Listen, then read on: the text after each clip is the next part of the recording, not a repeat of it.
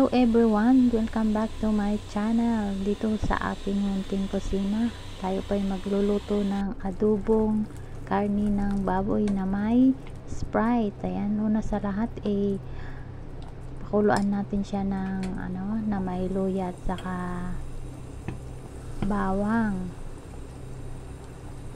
para matanggal yung lansa or anumang amoy at yung mga dugo niyang at mamaya pagkatapos ay igasan natin siya ng malamig na tubig. Ayan, so maraming salamat sa mga nanonood ng aking videos.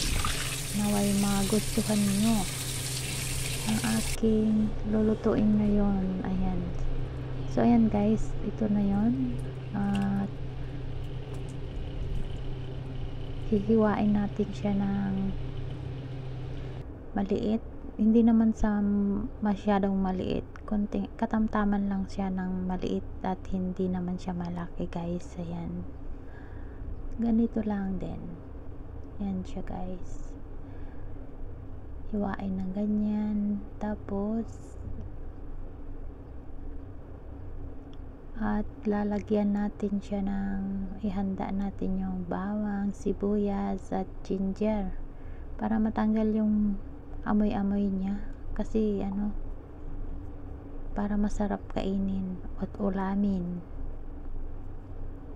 Ayan guys, ilagay na natin siya, sa may lutuan. Simple lang guys ang aking recipe.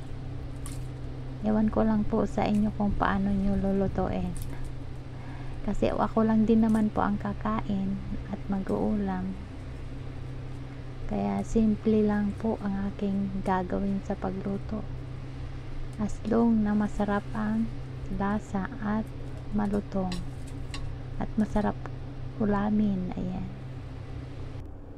tapos ayan guys, ilagay lahat yung mga ingredients, lagyan ng paminta at tubig, tapos ayan, maraming tubig siya guys para hanggang lumambot, pakuluin and takpan. At ayan guys, kumukulo na siya, pero tagalan mo muna hanggang lumambot yung karni, at mamaya lalagyan na rin ng soy sauce.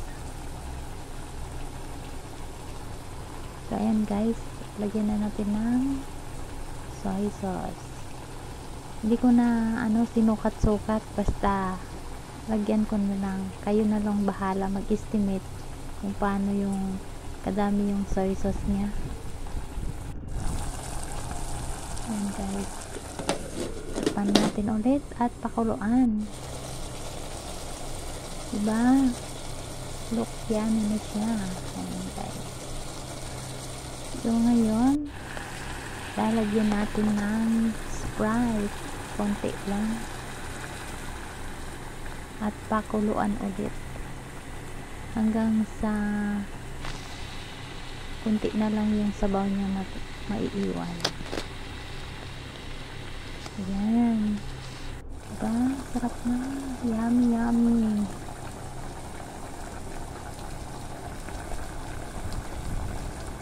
At maya maya ay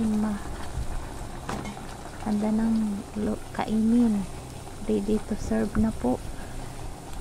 Ayan, diba? Sarap siya. Sino nagugutom dyan?